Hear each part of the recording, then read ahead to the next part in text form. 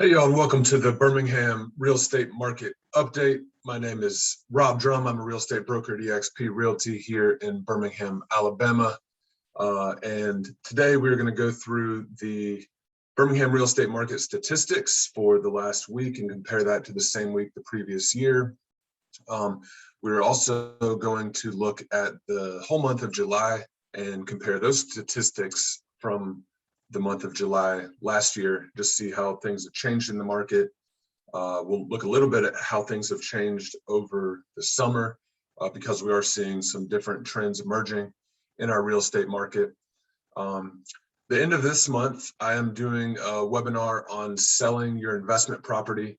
I am the team lead at Birmingham Investment Group here at eXp Realty, and a lot of what we do is helping clients sell investment properties and all the decisions that come around selling it with a tenant in place. Should you renovate it for a retail sale to a homeowner? Should you sell it unrenovated? A lot of different questions that need answers when you're selling an investment property. Should you 1031 exchange, sell with owner financing, all those kind of things that you may want to think about. So we'll cover all that. That's what I do a lot on a day-to-day basis.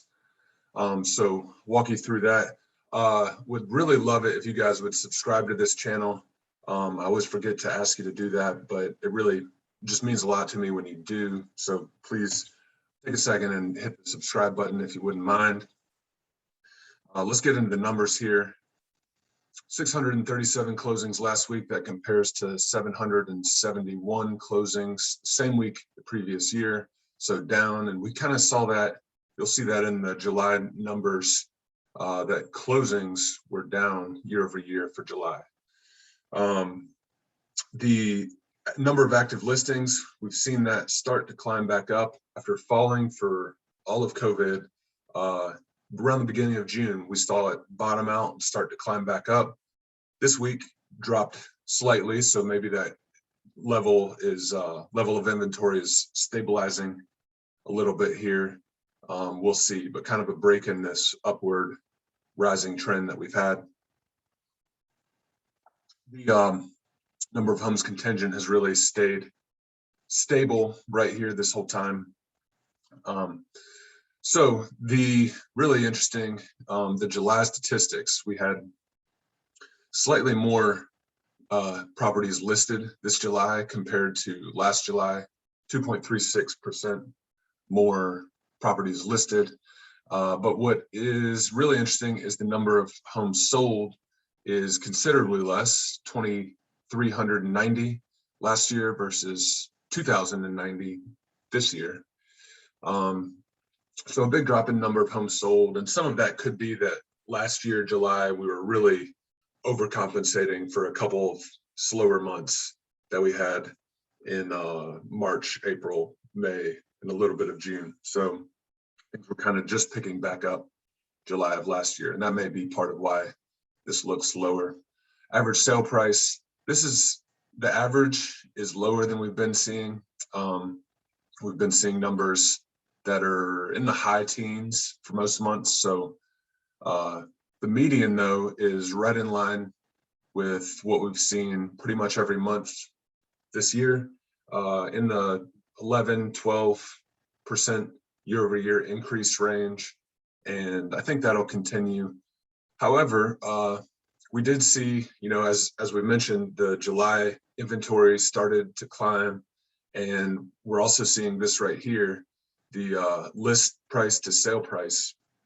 Although we're up considerably year over year, this number was almost 102% last month in June. So that's fallen a little bit in July. And you can feel it if you're out there as an agent or as a home buyer.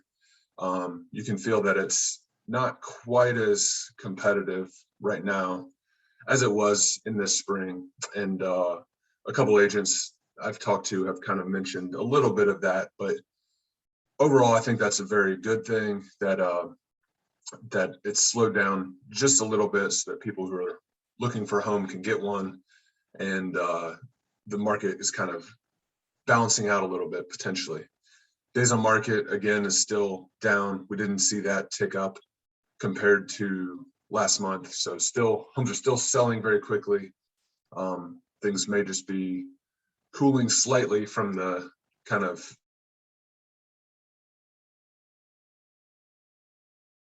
insane levels that they were at earlier. 30-year mortgage rate has been well below 3 for most of this time. This week stayed pretty steady from 2.8 to 2.77 on the average on this 30-year mortgage index. So as long as that stays low, I don't think there's any real potential for disruption in the market. We'll keep an eye on things if that starts to rise, because that will definitely have an effect on the market, potentially a cooling effect. So we'll keep an eye on that. Again, if you're interested in learning what we've learned about selling investment properties, if you have an investment property that you're considering selling, trying to figure out the best thing to do with it, you can sign up for the webinar. It's the end of this month on a Friday at 3 p.m. And you can sign up for that at robert.h.drum.us/webinar. And thank you all for watching today. Hopefully you got some good information you can use. And I will see y'all again next week.